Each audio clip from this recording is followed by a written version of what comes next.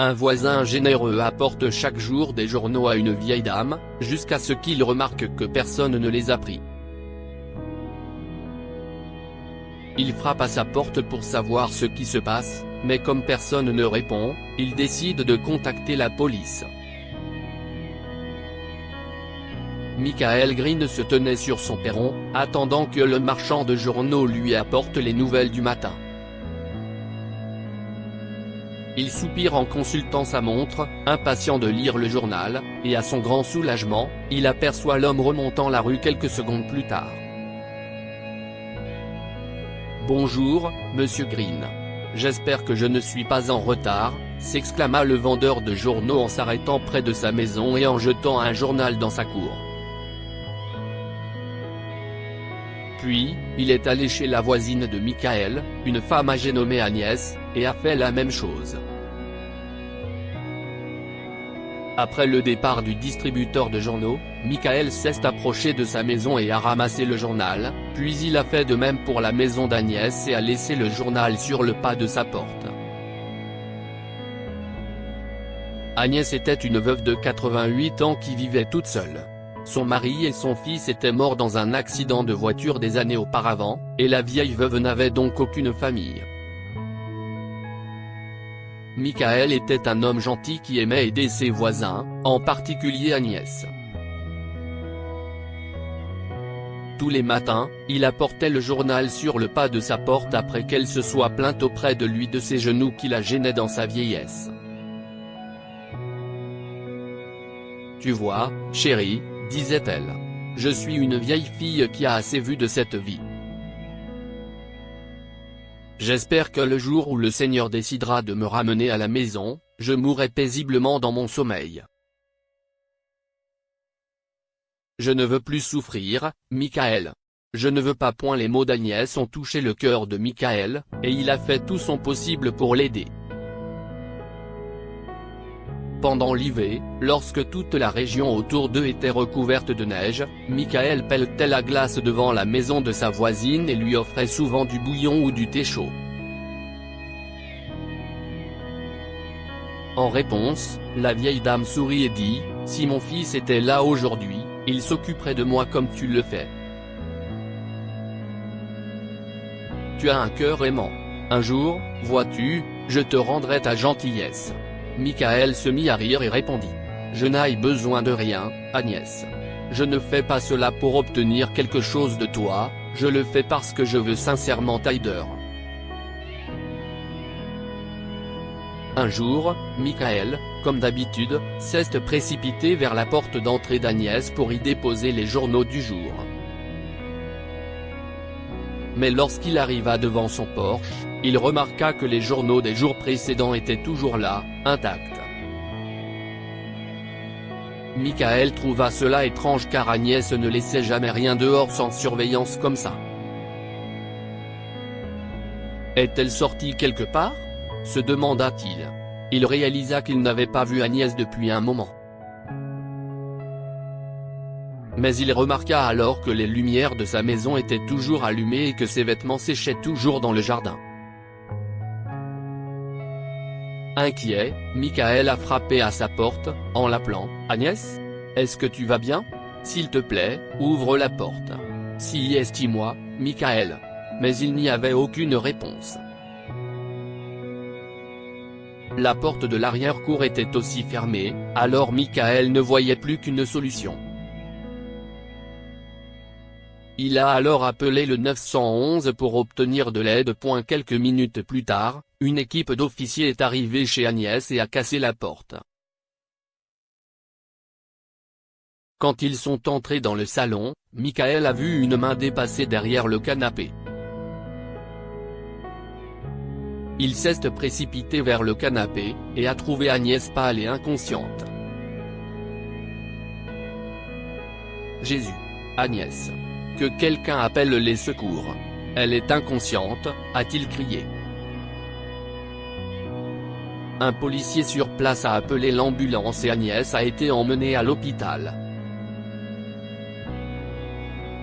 Michael l'a accompagnée et elle est immédiatement admise aux urgences. Un médecin l'a informé qu'Agnès s'était évanouie à cause de la déshydratation et de la fatigue. Il lui faudra un certain temps pour récupérer, mais elle s'en remettra. D'une certaine manière, vous lui avez sauvé la vie. Les répercussions auraient pu être graves si elle avait été amenée ici un peu plus tard, a déclaré le médecin. Plus tard dans la journée, lorsque Michael est allé voir Agnès, elle n'a cessé de le remercier. Merci beaucoup, Michael. Si tu n'étais pas arrivé, je serais morte et personne ne l'aurait su. Merci de m'avoir sauvé, a-t-elle dit faiblement. Que s'est-il passé, Agnès? Pourquoi ne m'as-tu pas dit que tu ne te sentais pas bien? Demanda Michael, inquiet. J'étais sur le point de le faire, chérie, a-t-elle répondu doucement. J'allais t'appeler, mais ensuite je n'ai plus pensé à rien. Tout est devenu noir, et quand je me suis réveillé, j'étais ici. Mais, comme tu peux le voir, Dieu t'a envoyé pour m'aider.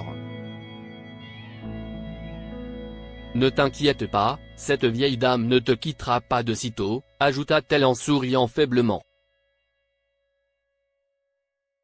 Tu es bien trop téméraire, Agnès, la gronda gentiment Michael. Je le jure devant Dieu.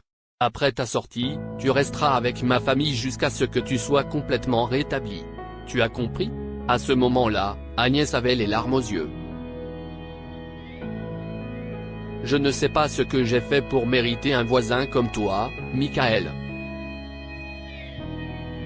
Merci beaucoup, chérie. Merci beaucoup. Michael a fait ce qu'il avait promis. Il a emmené Agnès chez lui après sa sortie de l'hôpital. Sa femme, Stella, et ses enfants, Rill et Jess, ont adoré sa présence. Elle est devenue une famille pour eux. Elle a aussi donné à Stella son vieux livre de cuisine avec de belles recettes. Agnès était censée rester avec Michael et sa famille jusqu'à ce qu'elle soit complètement rétablie, mais elle aimait tellement leur compagnie qu'elle a fini par rester avec eux pendant 1 an. Puis, un jour, elle est partie pour sa demeure céleste. Michael et Stella ont organisé ses funérailles. Michael est bouleversé lorsqu'il rentra chez lui après la cérémonie. Sans le rire et la présence d'Agnès, la maison semblait étrangement vide. Au bout d'un moment, il s'est rendu dans leur chambre d'amis, où Agnès logeait, et a pleuré en regardant tout autour de lui. Les choses étaient si différentes quand Agnès était là, pensa-t-il. Soudain, son regard est attiré par une lettre sur la table de nuit. Il a immédiatement reconnu l'écriture d'Agnès et a ouvert la lettre pour la lire. Cher Michael, commença la lettre. Merci d'être la famille que Dieu m'a enlevée il y a quelques années. Je ne sais pas pourquoi je t'écris en ce moment, mais j'ai le sentiment que je vais bientôt en finir. Je sais que je ne pourrai jamais te récompenser pour ta gentillesse, mais j'ai un humble cadeau pour toi que, je l'espère, tu ne refuseras pas. La vieille Agnès n'a pas oublié sa promesse. Non pas que cela puisse compenser l'amour et les soins que toi et ta famille m'avez donnés, mais je te laisse ma maison et mes biens. J'ai laissé les coordonnées de mon avocat à la fin. J'espère que cela t'aidera, toi et ta famille. Je te serai à jamais redevable pour ta gentillesse, Michael. S'il te plaît, transmets mon amour à ta famille. Agnès. Michael ne pouvait pas s'arrêter de pleurer. Il essuya ses larmes et descendit pour montrer la lettre à Stella. Le couple était reconnaissant envers Agnès, et avec l'héritage qu'ils ont reçu d'elle, ils ont lancé une modeste épicerie à son nom, en souvenir d'elle. Que pouvons-nous apprendre de cette histoire? Les liens et l'amour que nous éprouvons les uns pour les autres nous réunissent, et nous permettent parfois de former une famille. Agnès n'était que la voisine de Michael, mais sa sympathie pour elle les a liés comme une famille. Les personnes âgées qui nous entourent ont besoin de soins. N'hésitez pas à les leur donner. Si Michael n'était pas allé voir Agnès, elle serait peut-être morte. Grâce à des gens comme lui, qui veillent sur les personnes âgées autour de nous, Agnès a vécu une vie heureuse jusqu'à son départ pour sa demeure céleste. Partagez cette histoire avec vos amis. Elle pourrait égayer leur journée et les inspirer.